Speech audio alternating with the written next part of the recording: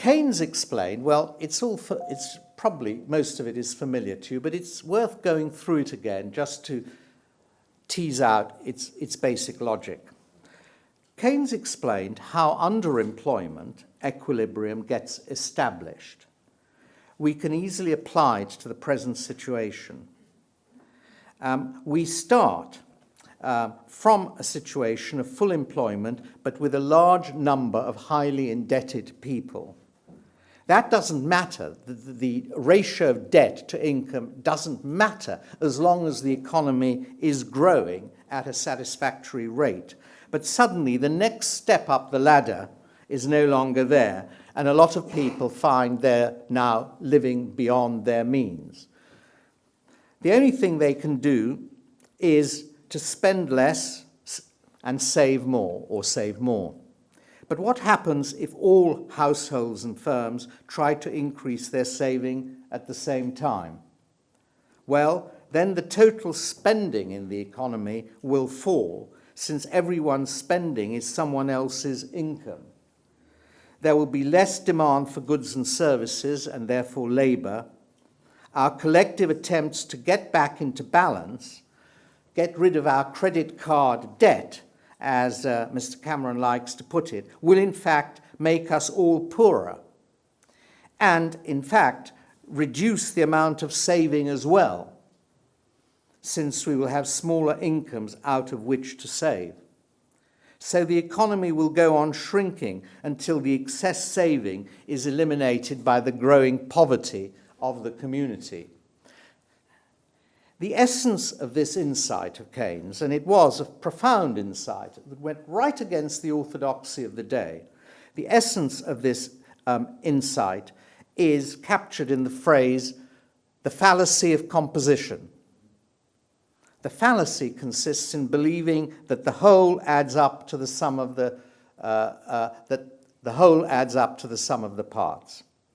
The most famous application of that fallacy, of course, is the paradox of thrift, which I've just been describing. Individual saving is good under many circumstances, but if we all try to save at the same time, the community will grow poorer and not richer. And that's why Keynes rejected more saving as a remedy for a slump. The correct response is more spending.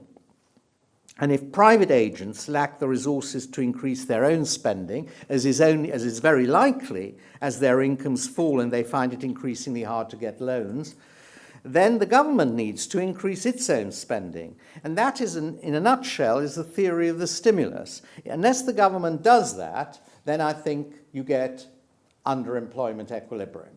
And that, it's equilibrium. No equilibrium lasts forever. There are always changes, but it can last a hell of a long time. And while it lasts, you have a destruction of productive capacity going on for every year that the underemployment equilibrium lasts, because skills are being destroyed, plant is being destroyed, and therefore the potential, growth potential, is lower than it would have been.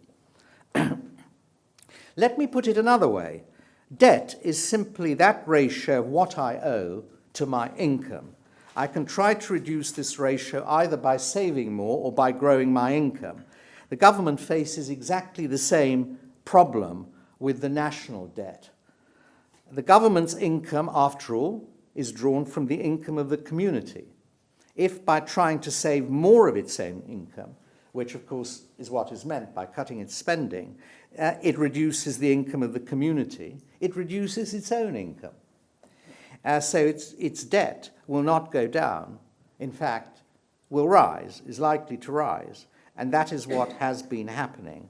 The revenues of most Eurozone governments, including those of Ireland, have been for some time on a downward trend, and they haven't been able to reduce their spending by nearly as much as they hoped to. Fortunately, they haven't been able to reduce their spending as much as they'd hoped to, because if they had, our economies would have been shrinking even faster.